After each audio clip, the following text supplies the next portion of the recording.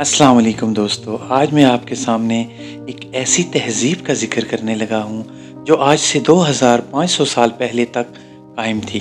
अचानक कैसे गायब हुई, इतने सारे लोग एकदम कहाँ चले गए, उनके साथ क्या हुआ, इस बारे में हम आज इस वीडियो के अंदर ज़िक्र करेंगे। वीडियो में आगे बढ़ने से पहले चैनल को सब्सक्राइब करना मत भूलें ताकि मेरी हौसला अफजाई हो, और कमेंट के अंदर अपनी कीमती राय का इजहार ज़रूर किया करें ताकि मैं बेहतर से बेहतर काम कर सकूं। दरियाए सिंध के किनारे, जिसे सिंधु नदी या इंडस रिवर भी अभी कहा जाता है, इसके किनारे एक ऐसी तहजीब और सकाफत कायम थी, बनी हुई थी, शान शौकत से खड़ी थी, जिसकी मिसाल आज तक कहीं नहीं मिलती। उस तहजीब, उस सकाफत का नाम है मोहनजोदारो। वैसे तो आप मोहनजोदारो के बारे में बहुत कुछ जान चुके होंगे, लेकिन आज तक जो नहीं जान पाए वो उसकी सकाफत, मजहब और ज़ुबान के बारे में है। क्या वो कौम भी इतनी तरक्की याफ्ता थी कि आज से 2500 साल पहले इतने जदीद नक्शे के मुताबिक इतनी खूबसूरत सोसाइटी यानी मोहनजोदारो को कायम किया गया। मोहनजोदारो के चारों तरफ सिक्योरिटी के लिए दीवार, सिक्योरिटी गार्ड और इसके अंदर जदीद किस्म की सहूलियात, जदीद तर्ज की गलियाँ, पीने के साफ पानी के लिए 700 कुएं, सेवरेज का सिस्टम, कूड़ा डालने के लिए कचरा कुंडी, इस तरह की बहुत सी सहूलियात, और फिर नहाने के लिए स्विमिंग पूल, इस तरह की जदीद किस्म की सहूलियात जो कि एक मॉडर्न सिटी के अंदर हो सकती हैं, मोहनजोदारो के अंदर मौजूद थी।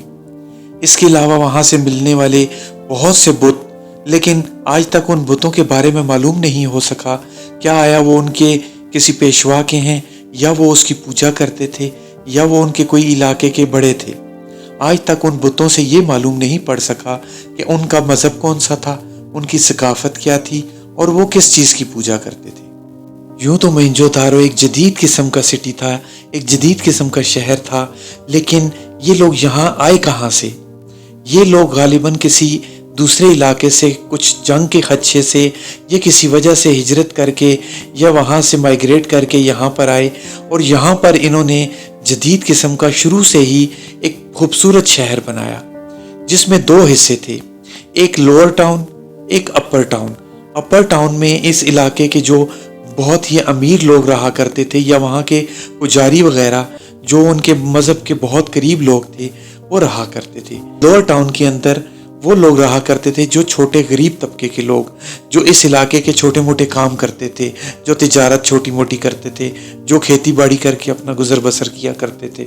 मोहनजोदारो हड़प्पा के बाद एक जदीद किस्म का तिजारत का मरकज़ भी था। यहाँ पर पूरी दुनिया से लोग आकर अपना साजो सामान बेचा करते थे। मोहनजोदारो के लोग नहायत नफीस और बहुत ही उम्दा किस्म के लोग थे, लेकिन ये अचानक कहाँ गायब हो गए, आज तक कोई नहीं जान पाया। आर्कियोलॉजिस्ट, तहकीकाती इदारे आज तक ये नहीं जान पाए कि ये मोहनजोदारो यहाँ से तबाह कैसे हुआ। कुछ लोगों का कहना है कि मोहनजोदारो के साथ सिंध का दरिया होने की वजह से, पानी के चढ़ाव की वजह से ये इलाका डूब गया। कुछ का कहना है कि किसी दूसरे मुल्क की फौज ने इन पर हमला कर दिया, और न जाने ये लोग पहले से ही खतरे को भांप गए थे और वो इस जगह को खाली करके चले गए। लेकिन जब ये जगह 1911 में और दोबारा 1922 में दरियाफ्त की गई, तो ये किसी को मालूम ही नहीं था कि यहाँ पे कुछ मौजूद है। ये तो कुछ लोगों के यहाँ से ईंटें निकालने की वजह से, जब उस वक्त अंग्रेज़ दौर के अंदर रेलवे ट्रैक बनाए जा रहे थे, तो उसके लिए जो ईंटें थी वो यहाँ से निकाली जाती थी, लेकिन किसी को मालूम नहीं था कि इस मिट्टी के नीचे दबा हुआ एक जदीद किस्म का शहर है। जब इसकी तहकीकात हुई, बहुत सी रिसर्च हुई इनके ऊपर, लेकिन आज तक इसके मज़हब के बारे में, इसकी ज़ुबान के बारे में, इसकी सकाफत के बारे में कोई नहीं जान पाया। और अब हम बात करेंगे इनके मज़हब, इनकी सकाफत, इनकी ज़ुबान और इनके मुल्क में इस्तेमाल होने वाले सिक्कों के बारे में, जिससे ये तिजारत किया करते थे। तो सबसे पहले बात करते हैं मज़हब के बारे में। यहाँ से मिलने वाले तमाम मूर्तियाँ, बुत, आज तक उनसे ये मालूम नहीं हो पाया कि इनका मज़हब कौन सा था। उसके बाद वहाँ से मिलने वाली कुछ ऐसी चीज़ें जिससे इनकी सकाफत का भी मालूम नहीं हो पाया कि उनकी सकाफत क्या थी। उनकी ज़ुबान, आज तक वहाँ से मिलने वाले जितने भी लेटर्स, जितने भी वहाँ से मिलने वाले अल्फाज या लिखी हुई तहरीरें थीं, उनसे इनकी ज़ुबान का पता नहीं चल सका। हालांकि इराम मिस्र के अंदर से जो भी लिखी हुई चीज़ें मिली उससे उनकी ज़ुबान का पता लगा लिया गया था। अब हम बात करेंगे मोहनजोदारो में इस्तेमाल होने वाले सिक्कों के बारे में। वहाँ पर जो भी सिक्के या सोने की मोहरें इस्तेमाल की जाती थीं, उससे एक बात ज़रूर साबित होती थी कि वहाँ के लोग जानवरों की बहुत ताज़ीम करते थे। क्या पता वो इसी की पूजा करते हों, क्योंकि उनके सिक्कों के ऊपर एक सिंगा यानी एक सींग वाला जानवर, अक्सर के ऊपर 12 सींग वाला जानवर, अक्सर के ऊपर हाथी, डिफरेंट किस्म के जानवर अक्सर सिक्कों के ऊपर बने हुए थे और वो उनकी मुख्तलिफ ज़ातों के हिसाब से वो सिक्के बने हुए थे। अपर टाउन के अंदर जाने के लिए एक सोने या चांदी की मोहर इस्तेमाल की जाती थी, जिसको आप पासपोर्ट या वीज़ा कह सकते हैं, जिसके बाद अपर टाउन के अंदर आपको एंट्री की इजाज़त मिल सकती थी।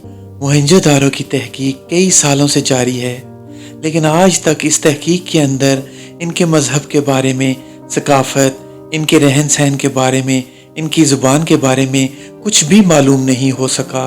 ना ही इनकी मिली हुई तहरीरों के अंदर से कोई राज मिल सका कि वो कौन से लोग थे, वो कहाँ से आए थे, उन्होंने इस जदीद शहर को कैसे बनाया और वो लोग कहाँ चले गए, अचानक वो कहाँ गायब हुए। इस शहर के इर्द गिर्द जब तहकीकात करें तो ये मालूम पड़ता है कि इसके इर्द गिर्द कुछ ऐसे इलाके, ऐसी जगह मौजूद हैं जो यहाँ के बासी, मोहनजोदारो के बासी यहाँ से जब माइग्रेट कर गए जंग के बाद या पानी से बहने के बाद या जिस भी मुसीबत की वजह से, तो उन्होंने अलग अलग जगहों पर जाकर अपने ही उन इलाकों के नाम, क्योंकि वो पूरे कुंभों की शक्ल में वहाँ से गए थे, तो वहाँ पर उन्होंने अपने इलाकों के नाम धारों के नाम से रखे, यानी पीछे कोई भी नाम लगाकर आगे धारो लिख दिया, जैसे मोहनजोदारो या इसी तरह के बहुत से धारो आपको मिलेंगे।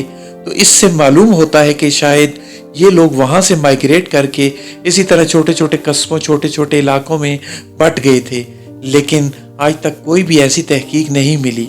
उम्मीद है आज की वीडियो आपको पसंद आई होगी।